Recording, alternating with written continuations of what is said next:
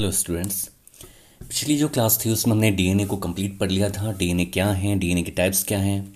ठीक है, आज हम जो पढ़ेंगे नया टॉपिक है वो है आपका रेप्लिकेशन ऑफ डीएनए। कि डीएनए का जो रेप्लिकेशन होता है, डीएनए की जो प्रतिकृति होती है, डीएनए का जो द्विगुणन होता है, किस तरीके से होता है। प्रतिकृति का अर्थ ये होता है कि जो डीएनए है, ठीक है ना, उस डीएनए के द्वारा अपने ही समान दूसरे डीएनए का क्या करना, फॉर्मेशन करना, निर्माण करना, वो कहलाता है रेप्लिकेशन। यानी एक डीएनए से क्या बन रहा है, दूसरा डीएनए बन रहा है। एक डीएनए से क्या बन रहा है, दूसरा डीएनए। तो ये कैसे बनता है, ये प्रोसेस क्या है, इसको बहुत ही इजी वे में हम समझेंगे। इसको स्टेप बाय स्टेप समझना है और बहुत ही पूरी वीडियो देखिएगा। बहुत ही अच्छे तरीके से आपको रेप्लिकेशन ऑफ डीएनए आपको समझ में आ जाएगा। तो प्रतिकृतिकरण या रेप्लिकेशन जो है ये हमारे जीवन का वास्तविक आधार है, हमारे जीवन का रियल बेसिस है। क्यों कहा है वास्तविक आधार? क्योंकि बिना प्रतिकृतिकरण के डीएनए की कॉपीज नहीं बनेंगी, डीएनए से डीएनए नहीं बनेगा, और ये डीएनए ही नहीं बनेंगे तो डीएनए जो होते हैं हमारे जो आनुवंशिक सूचनाएं होती हैं, जेनेटिक जो मैसेजेस होते हैं, वो एक पीढ़ी से दूसरी पीढ़ी में यानी संतान में जाते हैं। ठीक है ना, माता पिता से कहाँ जाते हैं, संतान में। किसके थ्रू जाते हैं, डीएनए के थ्रू जाते हैं। तो ये डीएनए से ये सूचनाएं जो होती हैं वो भेजी जाती हैं, इसलिए आनुवंशिक सूचनाओं के वाहक होते हैं, वेक्टर्स होते हैं। इसलिए ये जीवन का क्या है, वास्तविक आधार है। और यह क्रिया कब होती है, एप्लीकेशन की प्रोसेस होती है हमारी जो कोशिका विभाजन होता है, जो सेल डिवीजन होता है, उसकी जो इंटरफेज है, ठीक है ना, अंतरावस्था है, उसकी एस फेज के अंदर होता है, एस प्रावस्था होती है, उसके अंदर रेप्लिकेशन की प्रोसेस होती है। अब आगे देखते हैं कि ये जो रेप्लिकेशन की प्रोसेस हो रही है उसमें क्या होता है कि डीएनए जो आपने पढ़ा था कि डीएनए जो होता है उसका डबल हेलिक्स स्ट्रक्चर देखा था। ठीक है ना, इस डबल हेलिक्स स्ट्रक्चर में बहुत सारे जो नाइट्रोजनी बेसेस होते हैं, ये नाइट्रोजनी बेसेस जो होते हैं एक दूसरे से कनेक्टेड रहते हैं। और हमने देखा था कि डीएनए में जो नाइट्रोजनी बेसेस होते हैं वो होते हैं एडेनिन, गुआनिन, साइटोसिन और थाइमिन। आरएनए में हमने थाइमिन की जगह क्या देखा था, यूरेसिल देखा था। किस में देखा था, आरएनए में। लेकिन हम यहाँ बात कर रहे हैं किसकी, डीएनए की बात करना है। तो डीएनए में जो ये नाइट्रोजनी बेसेस होते हैं, इनका जो कोडिंग होती है, इनका जो युग्मन होता है, किस तरीके से एक दूसरे के साथ जुड़ते हैं, तो आपको बताया गया था कि एडेनिन किसके साथ जुड़ेगा, थाइमिन के साथ, और इनके बीच में डबल हाइड्रोजन बॉन्ड होता है। कितने हाइड्रोजन बॉन्ड होते हैं, डबल हाइड्रोजन बॉन्ड होते हैं। साइटोसिन होता है वो ग्वानिन के साथ जुड़ेगा और इनके बीच में ट्रिपल हाइड्रोजन बॉन्ड होते हैं। 3 हाइड्रोजन बंध के द्वारा ये जुड़े हुए होते हैं।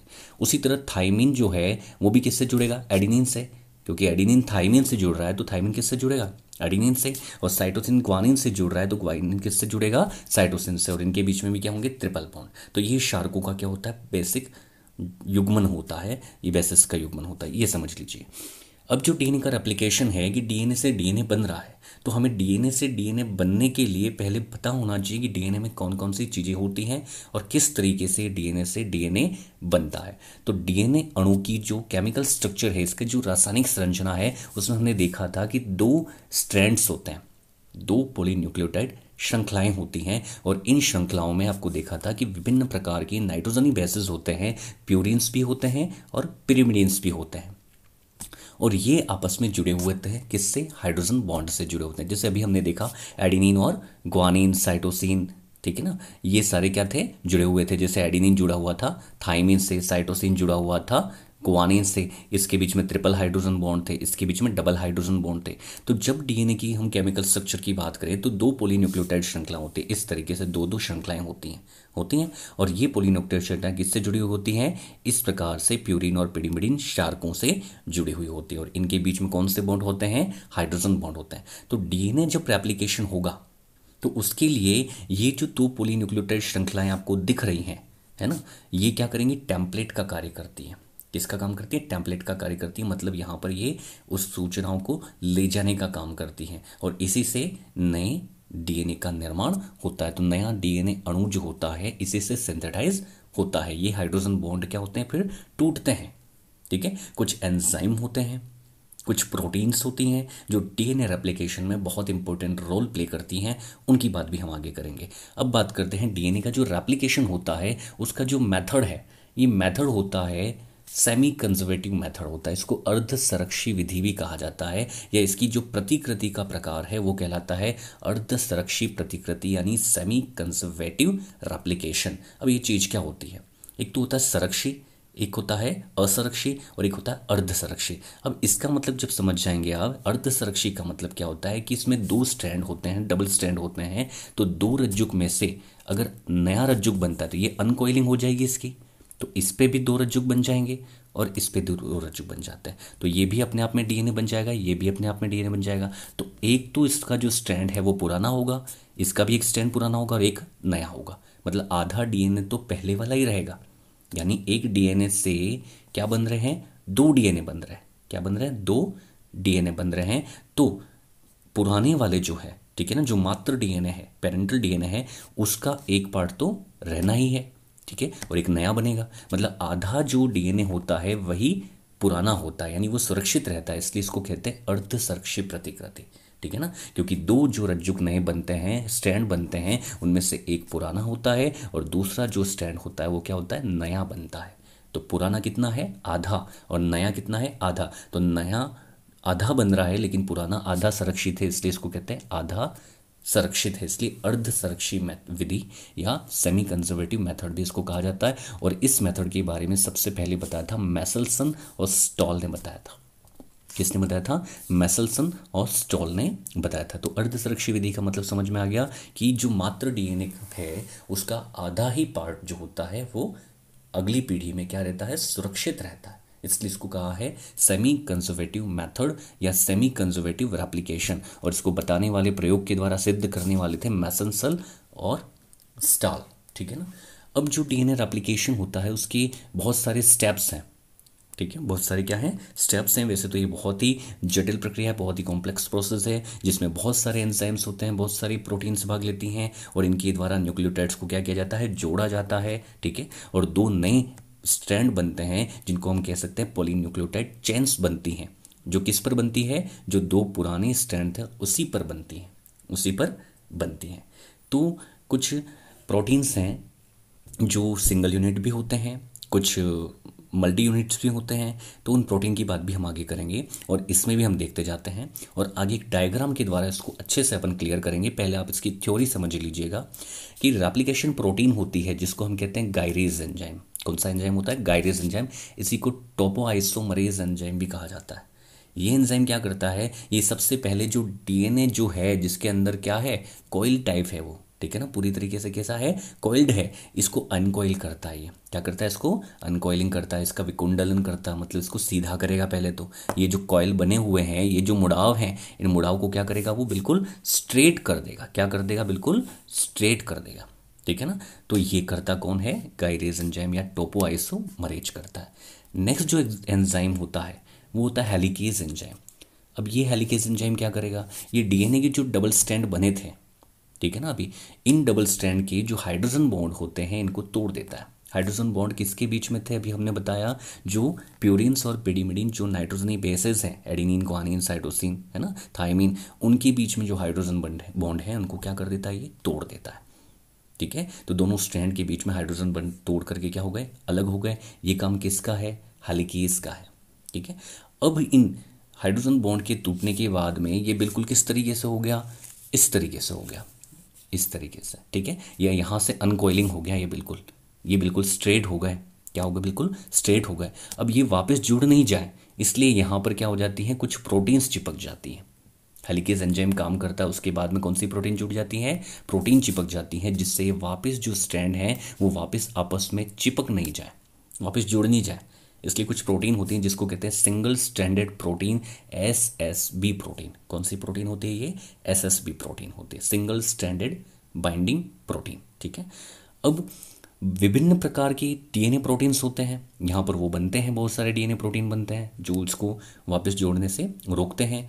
और ये तब तक रहते हैं वहाँ पर जब तक वहाँ पर एक एंजाइम जिसका नाम है प्राइमेज एंजाइम, जो वहाँ पर आकर के आरएनए प्राइमर नहीं बना देता, तब तक वो वहाँ पर डीएनए प्रोटीन जुड़ी हुई रहती है।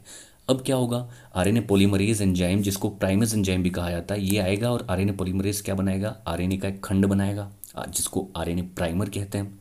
ये आरएनए प्राइमर बना देता है और आरएनए प्राइमर का जो सिरा होता है, जो मुक्त फ्री एंड होता है, जिसको कहते हैं 3' एंड होता है, इस एंड पर एक और एंजाइम एक्शन करता है, डीएनए पॉलीमरेज थर्ड, और ये एंजाइम आकर के वहाँ पर क्या करता है, न्यूक्लियोटाइड को जोड़ता है। इसका काम है न्यूक्लियोटाइड को जोड़ना, ठीक है। ये वहाँ पर आकर के क्या करेगा, न्यूक्लियोटाइड को जोड़ेगा, इसके अंदर आरएनए प्राइमर से जोड़ेगा, ठीक है। अब जो डीएनए का डबल स्ट्रैंड था वो क्या हो गया है, खुल गया है। क्या हो गया है, पूरी तरीके से इस तरीके से खुल गया है, ठीक है। तो इसका जो सिरा है 5' से 3' सिरा, ये खुला हुआ मिलता है। तो इसके 2 सिरे, ठीक है ना, कितने सिरे हैं, 2 सिरे हैं। इसको हम आगे देखते हैं, यहाँ पे एक डायग्राम के द्वारा मैं बता देता हूँ कि ये जो आपका डीएनए का डबल हेलिक्स स्ट्रक्चर है, आप देखिएगा 2 सिरे हैं इसके अंदर। कितने सिरे हैं, 2 सिरे हैं। एक ये वाला सिरा है और एक ये वाला सिरा है। अब इसमें देखिए ये जो एंड है, ये यहाँ से ये जो पेरेंटल डीएनए है, ठीक है ना, और ये उससे क्या बन रहे हैं, 2 और डीएनए बन रहे हैं। और डीएनए का क्या हो रहा है, यहाँ पे रेप्लिकेशन हो रहा है एक ही डीएनए से। देखिएगा यहाँ पे हेलिकेज जो है इसको क्या कर रहा है, इस मतलब ड्यूल जो कॉइलिंग जो हेलिक्स स्ट्रक्चर है उसको क्या कर रहा है, खोल रहा है। ये हेलिकेज, हेलिकेज क्या कर रहा है, उस हेलिक्स को खोल रहा है। और एसएसपी प्रोटीन है यहाँ पर, देखिएगा एसएसपी प्रोटीन है ये बहुत सारी, ये क्या कर रही है, ये डीएनए को क्या कर रही है, स्टैंड करती है वहाँ पे, ताकि वो वापस जुड़ नहीं जाए। और वहाँ पर फिर आरएनए प्राइमेज जो है वो क्या बना रहा है, आरएनए प्राइमर बना रहा है। क्या बना रहा है, आरएनए के प्राइमर बना रहा है। और डीएनए पॉलीमरेज जो है उस आरएनए प्राइमर के अंदर क्या कर रहा है, न्यूक्लियोटाइड को जोड़ रहा है। किसको जोड़ रहा है, न्यूक्लियोटाइड। तो यहाँ पर देखिए एक स्ट्रैंड ये है और एक स्ट्रैंड ये है। इस स्ट्रैंड में ये जो सिरा है वो 3' है, मतलब ये सिरा कौन सा है, 5'। ये सिरा 5' है, मतलब ये सिरा कौन सा है, 3' है, ठीक है ना। तो ये 3' से 5' से 3' की ओर क्या कर रहा है, मतलब इसका रेप्लिकेशन हो रहा है। और यहाँ पर ये 5' से 3' की ओर क्या हो रहा है, रेप्लिकेशन हो रहा है। तो रेप्लिकेशन हमेशा कहाँ से कहाँ हो रहा है, 5' से 3' की ओर ही हो रहा है, ठीक है ना। लेकिन यहाँ पर देखिए, यहाँ पर बिल्कुल कंटिन्यू हो रहा है, ठीक है ना। तो इसको कंटिन्यूस सिंथेसाइज कहेंगे। और ये जो है वो देखिए आप थोड़े थोड़े पार्ट के अंदर हो रहा है, इधर थोड़े थोड़े पार्ट में हो रहा है, ठीक है। तो ये कंटिन्यूस नहीं, ये डिसकंटिन्यूस है।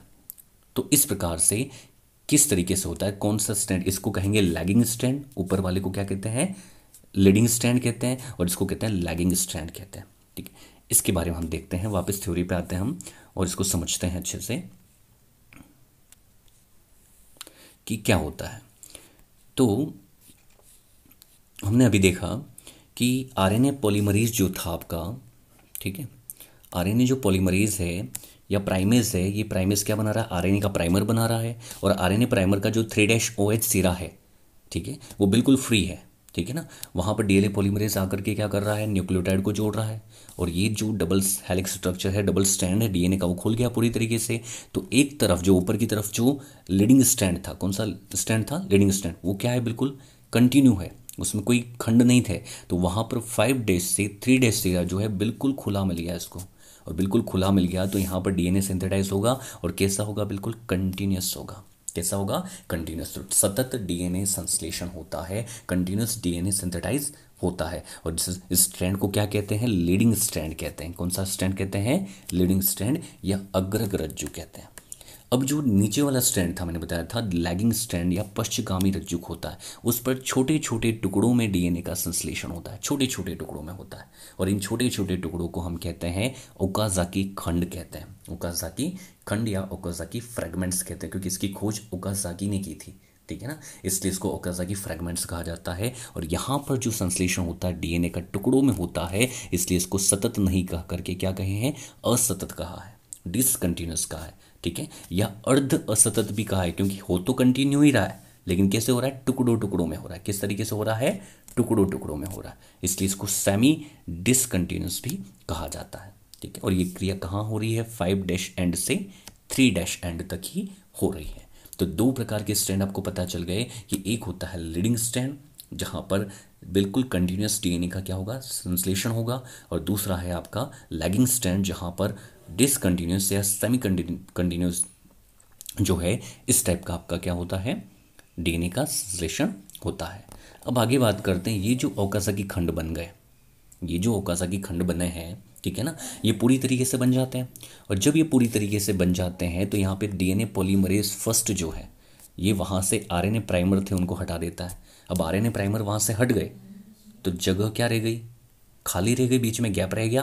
और इस गैप को भरने के लिए यहाँ पे डीएनए पॉलीमरेज जो है वो न्यूक्लियोटाइड जोड़ देता है। और न्यूक्लियोटाइड क्या कर देता है, जोड़ देता है।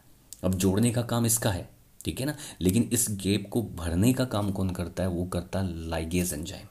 कौन करता है, लाइगेज एंजाइम। तो अंतिम जो काम होता है वो लाइगेज एंजाइम के द्वारा होता है, जिससे ओकाज़ाकी खंड पूरी तरीके से जुड़ जाते हैं और इस प्रकार से डीएनए का रेप्लिकेशन कंप्लीट हो जाता है। ठीक है, तो हमने क्या क्या देखा कि हेलिकेज जो है या लाइगेज एंजाइम सबसे पहले क्या कर रहा है, आपके उसको अनकॉइल कर रहा था। डीएनए के अंदर जो कुंडलन था उसको क्या कर दिया, अनकॉइल कर दिया। हेलिकेज एंजाइम क्या कर रहा है, उसको फिर आपके हेलिकेज एंजाइम जो था उसको अलग से तोड़ रहा था। ठीक है ना, उसको विकुंडलन करके दोनों रज्जुकों को अलग कर रहा था। फिर अलग अलग प्रकार की प्रोटीन्स थी हमने देखी। तो कौन कौन सी प्रोटीन है उसको पढ़ लेते हैं यहाँ पर कि कौन कौन से एंजाइम हैं, प्रोटीन है। तो फर्स्ट आपने देखा डीएनए पॉलीमरेज फर्स्ट। ठीक है, ये एक सिंगल यूनिट है, प्रोटीन है जो डीएनए का क्या करती है, रिपेयरिंग करती है, मरम्मत करती है डीएनए की। ठीक है, न्यूक्लियोटाइड को जोड़ने का काम भी यही करती है। उसके अलावा डीएनए पॉलीमरेज थर्ड सेकंड, इसका भी यही काम है जो पॉलीमरेज फर्स्ट का है। ये भी क्या करती है, डीएनए की मरम्मत करती है, न्यूक्लियोटाइड का बहुलकीकरण, इसका पॉलीमराइजेशन करती है। ठीक है, और ये भी सिंगल यूनिट है, प्रोटीन है। डीएनए पॉलीमरेज थर्ड जो है इसको रेप्लिकेज भी कहते हैं। रेप्लिकेज कहते हैं क्योंकि ये डीएनए के रेप्लिकेशन में बहुत इंपॉर्टेंट रोल प्ले करता है डीएनए पॉलीमरेज थर्ड। ठीक है, ये मल्टी यूनिट प्रोटीन होती है और ये भारी एंजाइम है जो इन दोनों से 9 से 10 गुना, ठीक है ना, भारी होता है। ये पॉलीमरेज फर्स्ट और सेकंड से ये बहुत ही भारी होता है। इसके अलावा हेलिकेज एंजाइम ये क्या कर रहा है, हेलिक्स को खोल रहा है, यानी इसको क्या कर रहा है, विकुंडलित कर रहा है। क्या कर रहा है, अनकॉइलिंग कर रहा है इसको, और दोनों रज्जुकों को क्या करेगा, अलग अलग कर देगा। कौन, हेलिकेज एंजाइम। और आरएनए पॉलीमरेज जिसको हमने प्राइमेज एंजाइम भी कहा था, ये क्या करेगा, डीएनए की जो टेम्पलेट बन गई थी, ठीक है ना, जो पॉलीन्यूक्लियोटाइड चेन है डीएनए की, स्ट्रैंड है अलग अलग, 2 स्ट्रैंड देखे थे, उन पर आरएनए प्राइमर बनाता है। क्या बनाता है, आरएनए का प्राइमर या आरएनए का खंड बनाता है। और लाइगेज एंजाइम क्या करेगा, लास्ट में जो ओकाज़ाकी खंड थे जिसको हमने कहा था पॉलीन्यूक्लियोटाइड चेन जो थी उसको जोड़ने का काम करता है, न्यूक्लियोटाइड को जोड़ करके उस गैप को फिल करने का काम करता है। इस प्रकार से डीएनए रेप्लिकेशन कंप्लीट होता है और डीएनए रेप्लिकेशन में पॉलीमरेज एंजाइम क्या करता है, सपोर्ट करता है। अब इसको डायग्राम से अच्छे से समझते हैं हम कि किस प्रकार से ये वर्क करता है। तो अब देखिए, हिंदी में भी एक डायग्राम है और इसको इंग्लिश में भी बाद में अपन समझ गए। ये सबसे पहले आपका जो डीएनए, ये पेरेंटल डीएनए है और हेलिकेज इसको क्या कर रहा है, खोल रहा है। यहाँ से ये हेलिकेज एंजाइम के 2 दिख रहे हैं आपको, ये खोल रहा है। और यहाँ पे एसएसपी प्रोटीन है, कौन सी प्रोटीन है, सिंगल स्ट्रैंडेड बाइंडिंग प्रोटीन, जो क्या कर रही है, यहाँ पर डीएनए को, यहाँ पे डीएनए प्रोटीन बना रही है। जो क्या कर रही है, यहाँ पर देखिए बिल्कुल इन जो स्टैंड हैं इनको जोड़े रख, ये यहाँ से जुड़े हुए थे, इसको अलग कर दिया तो ये वापस जुड़े नहीं, इसलिए यहाँ पर ये इसको क्या करती हैं, स्थायी कर देती हैं। ठीक है, अब यहाँ पर ये जो प्राइमेज एंजाइम है वो क्या बनाता है, आरएनए प्राइमर बनाता है। क्या बनाता है, आरएनए प्राइमर। और डीएनए पॉलीमरेज क्या कर रहा है, लीडिंग सूत्र पर, ये तो लीडिंग सूत्र है, ठीक है ना, और ये कौन सा है, लैगिंग सूत्र है। तो लीडिंग सूत्र पर डीएनए पॉलीमरेज क्या करेगा, 5 से 3' दिशा में क्या कर रहा है, सिंथेटाइज कर रहा है इस दिशा में, और क्या कर रहा है, न्यूक्लियोटाइड को जोड़ रहा है। न्यूक्लियोटाइड को क्या कर रहा है, जोड़ रहा है और डीएनए का रेप्लिकेशन कर रहा है। और यहाँ पर भी फिर बाद में प्राइमेज एंजाइम जब आरएनए प्राइमर बना देता है तो डीएनए पॉलीमरेज वापस वही काम करेगा जो ऊपर लीडिंग स्ट्रैंड में कर रहा था। ठीक है, तो यहाँ पर लेगिंग सूत्र में क्या होता है, ओकाज़ाकी खंड बनते हैं, यहाँ पर पॉलीन्यूक्लियोटाइड श्रृंखलाएं बनती हैं, ठीक है, चेन्स बनती हैं। और यहाँ पर अनिरंतरता होती है, क्यों होती है, मैंने बताया था असतत होता है यहाँ पे डीएनए का संश्लेषण। प्राइमेज जो होता है आरएनए बनाता है, प्राइमर बनाता है, और डीएनए पॉलीमरेज द्वारा ओकाज़ाकी खंड को निर्माण के लिए यहाँ पर विस्तार भी दिया जाता है। तो डीएनए पॉलीमरेज क्या बना रहा है, ओकाज़ाकी खंड बना रहा है। और बाद में देखिएगा कि डीएनए पॉलीमरेज जो है आरएनए प्राइमर को क्या कर देगा, हटा देगा, और हटा करके वहाँ पे क्या जोड़ेगा, न्यूक्लियोटाइड जोड़ेगा। और लाइगेज क्या करेगा, लास्ट में ये लाइगेज एंजाइम जो है वो क्या करेगा, ओकाज़ाकी खंड को जोड़ देता है। इस प्रकार से ये क्या हो गया, 5' से 3' एंड की ओर क्या हो गया, डीएनए का संश्लेषण हो गया। लेकिन ये किस रूप में हुआ, टुकड़ों टुकड़ों में हुआ। किस रूप में हुआ, टुकड़ों टुकड़ों में। इसलिए इसको क्या कहते हैं, छोटे छोटे खंड में डीएनए का संश्लेषण होता है। कौन से सूत्र पर, लैगिंग सूत्र पर। इसलिए इसको क्या कहा, सेमी डिसकंटिन्यूअस मेथड कहा था इसको। ठीक है, अब इसको आगे समझते हैं एक और डायग्राम के द्वारा।